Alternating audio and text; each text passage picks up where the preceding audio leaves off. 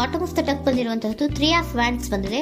ಎನ್ವಿಷನಿಂಗ್ of future, ನಿಮ್ಮ ಭವಿಷ್ಯತ್ತಿನ ದೃಷ್ಟಿಯನ್ನ ಗಮನದಲ್ಲಿಟ್ಕೊಂಡು ನಿಮ್ಮ ಭವಿಷ್ಯತ್ತಿನಲ್ಲಿ ಚೆನ್ನಾಗಿರ್ಬೇಕು ಅನ್ನುವಂತಹ ಗಮನದಲ್ಲಿಟ್ಕೊಂಡು ನೀವು ಆಲೋಚನೆಯನ್ನ ಮಾಡ್ತಾ ಇರುವಂತಹದ್ದು, ಮುಂದೆ ಹೋಗ್ತಾ ಇರುವಂತಹದ್ದು ರೆಪ್ರೆಸೆಂಟ್ ಆಗ್ತಾ ಇದೆ. ನಿಮ್ಮ ಲವ್ ಲೈಫಿನ ವಿಚಾರವಾಗಿ ನಲ್ಲಿ ಬಹಳಷ್ಟು ಫುಲ್ಫಿಲ್ಮೆಂಟ್ ಗಳಿತ್ತು, ಸಮಾಧಾನ ಇತ್ತು, ಸಂತೋಷದಿಂದ ಇದ್ರಿ, ಬಹಳಷ್ಟು ಕೇರಿಂಗ್ ನಿಂದ ಇದ್ರಿ ಮತ್ತು ಅದರಲ್ಲಿ ಕೆಲವೊಂದು ರೀತಿಯ ಆಲೋಚನೆಯನ್ನ ಕೂಡ ಮಾಡ್ತಾ ಇದ್ರಿ. ಏನು ರೀತಿಯ ತೊಂದರೆಗಳಾಗಬಾರ್ದು, ಈ ಲವ್ ಲೈಫಿನಿಂದ ನನಗೆ ಯಾವುದೇ ರೀತಿಯ ತೊಂದರೆಗಳಾಗಬಾರ್ದು ಅನ್ನೋಂತಹ ಚಿಂತೆ ಕೂಡ ನೀವು ಪಾಸ್ಟಿನಲ್ಲಿಯೂ ಕೂಡ ಸ್ವಲ್ಪ ಇದ್ದಿದ್ದು ರೆಪ್ರೆಸೆಂಟ್ ಆಗ್ತಾ ಇದೆ. ಖುಷಿ ಇತ್ತು, ಸಮಾಧಾನ ಇತ್ತು, ಬಹಳ ಕೇರಿಂಗ್ ಇಂದ ಇರ್ತಾ ಇದ್ರಿ, ಬಟ್ ಅಲ್ಲಿ ಸ್ವಲ್ಪ ಚಿಂತೆ ಕೂಡ ಇದ್ದಂತಹದ್ದು ನಿಮ್ಮ ಪಾಸ್ಟಿನಲ್ಲಿ ಲವ್ ಲೈಫಿನ ವಿಚಾರವಾಗಿ ರೆಪ್ರೆಸೆಂಟ್ ಆಗ್ತಾ ಇದೆ.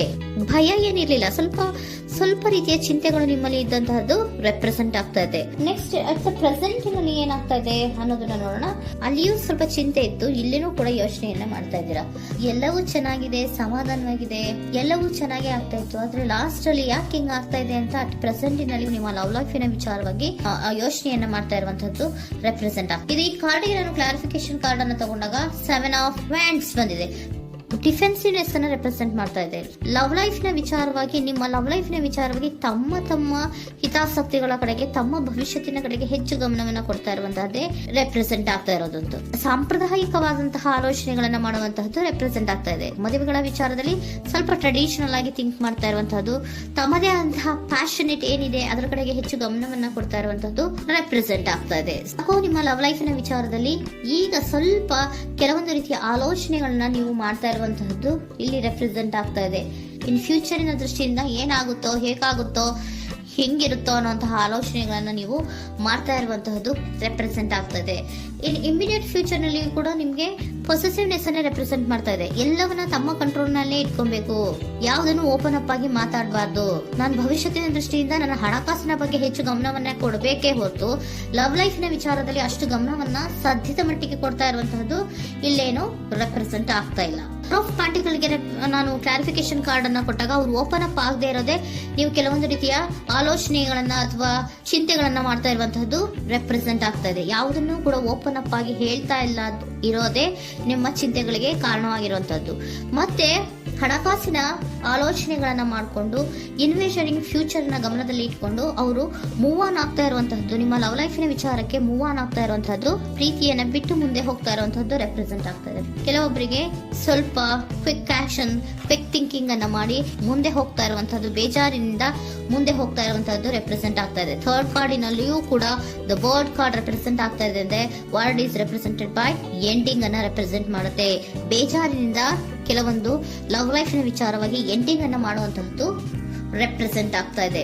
ಯಾಕಂದ್ರೆ ಈ ಲವ್ ಲೈಫ್ ನ ವಿಚಾರದಲ್ಲಿ ಕೆಲವೊಂದು ರೀತಿಯ ಸ್ವಹಿತಾಸಕ್ತಿಗೆ ಹೆಚ್ಚು ಗಮನವನ್ನ ಕೊಡ್ತಾ ಇರುವಂತಹದ್ದು, ಹಣಕಾಸಿನ ಬಗ್ಗೆ ಹೆಚ್ಚು ಗಮನವನ್ನ ಕೊಡ್ತಾ ಇರುವಂತಹದ್ದು, ಅವರ ಫ್ಯೂಚರಿನ ಬಗ್ಗೆ ಹೆಚ್ಚು ಗಮನವನ್ನ ಕೊಡ್ತಾ ಇರೋದು, ಹಾಗೇನೆ ಟ್ರೆಡಿಷನಲ್ ವ್ಯಾಲ್ಯೂಸ್ ಗಳಿಗೆ ಹೆಚ್ಚು ಗಮನವನ್ನ ಕೊಡ್ತಾ ಇರೋದ್ರಿಂದ ಕೆಲವೊಬ್ರು ಲವ್ ಲೈಫಿನ ವಿಚಾರದಲ್ಲಿ ಎಂಡಿಂಗ್ ಅನ್ನ ಮಾಡುವಂತಹದ್ದು ಪ್ರೆಸೆಂಟ್ ಆಗ್ತಾ ಇದೆ. ಕ್ವಿಕ್ ಆಗಿ ಥಿಂಕ್ ಮಾಡಿ ಕೆಲವೊಂದು ಆಲೋಚನೆಗಳನ್ನ ಮಾಡೋದ್ರ ಮೂಲಕ ಹಿಂಗನ್ನ ಮಾಡ್ತಾ ಇರುವಂತಹದ್ದು ರೆಪ್ರೆಸೆಂಟ್ ಆಗ್ತಾ ಇದೆ.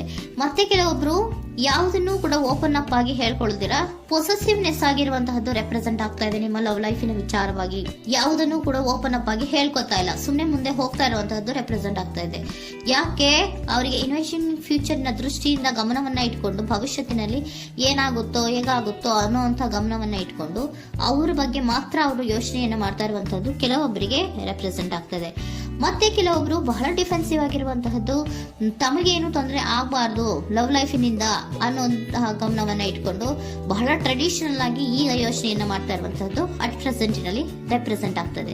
ಹಿಂದೆ ನಿಮ್ಮಲ್ಲಿ ಸಂತೋಷ ಇತ್ತು, ಸಮಾಧಾನ ಇತ್ತು, ಬಹಳ ಕೇರಿಂಗ್ ಇತ್ತು, ಆದ್ರೂ ಕೂಡ ನಿಮ್ಮಲ್ಲಿ ಕೆಲವೊಂದು ಯೋಚನೆಗಳು ಇದ್ದೇ ಇತ್ತು.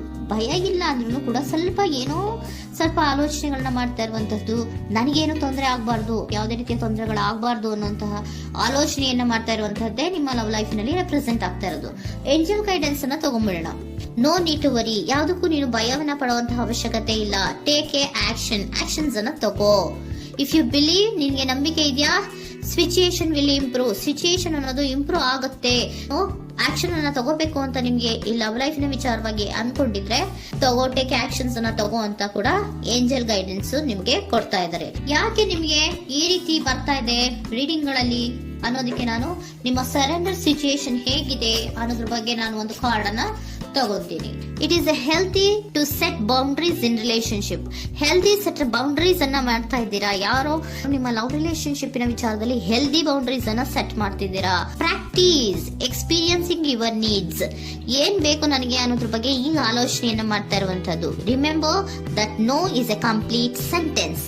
ನೋ ಅನ್ನೋದೇ ಒಂದು ಕರೆಕ್ಟ್ ಆಗಿರುವಂತಹ ಸೆಂಟೆನ್ಸ್ ಅಂತ ಅವರು ಹೇಳ್ತಾ ಇದ್ದಾರೆ. ಸರೆಂಡರ್ ಸಿಚುಯೇಷನ್ ಯಾಕೆ ನಿಮ್ಗೆ ಎಂಡಿಂಗ್ ಅನ್ನ ರೆಪ್ರೆಸೆಂಟ್ ಮಾಡ್ತಾ ಇದೆ ಅಂದ್ರೆ, ಕೆಲವೊಂದು ರೀತಿಯ ಹೆಲ್ದಿ ಬೌಂಡ್ರೀಸ್ ಅನ್ನ ಹಾಕೋತಾ ಇದ್ದಾರೆ. ನಾನು ಹೀಗೆ ಇರ್ಬೇಕು, ನಾನು ಭವಿಷ್ಯತ್ತಿನ ಕಡೆಗೆ ಹೆಚ್ಚು ಗಮನವನ್ನ ಕೊಡಬೇಕು, ನನ್ನ ಲವ್ ಲೈಫಿಗಿಂತ ನನ್ನ ಹಣಕಾಸಿನ ಬಗ್ಗೆ ಹೆಚ್ಚು ಗಮನವನ್ನ ಕೊಟ್ಟು ಕೆಲವೊಂದು ರೀತಿಯ ನಮ್ಮ ಜೀವನದಲ್ಲಿ ಟ್ರೆಡಿಷನ್ ವ್ಯಾಲ್ಯೂಸ್ ಗಳಿಗೆ ಹೆಚ್ಚು ಗಮನವನ್ನ ಕೊಡಬೇಕು ಅನ್ನೋದ್ರ ಕಾರಣಗಳಿಗೆ ಕೆಲವೊಬ್ರು ನಿಮ್ಮ ಲವ್ ಲೈಫಿನ ವಿಚಾರದಲ್ಲಿ ಎಂಡಿಂಗ್ ಅನ್ನ ಮಾಡುವಂತಹದ್ದು ರೆಪ್ರೆಸೆಂಟ್ ಆಗ್ತದೆ. ಯಾಕೋ ಕೆಲವೊಬ್ರು ಹೆಲ್ದಿ ಬೌಂಡ್ರೀಸ್ ಗಳನ್ನ ಹಾಕೋತಾ ಇರುವಂತದ್ದು ರೆಪ್ರೆಸೆಂಟ್ ಆಗ್ತಾ ಇದೆ. ಅದಕ್ಕೇನೆ ನಿಮ್ಗೆ ಏಂಜಲ್ ಗೈಡೆನ್ಸ್ ಕೂಡ ಕೊಟ್ಟಿರುವಂತಹದ್ದು.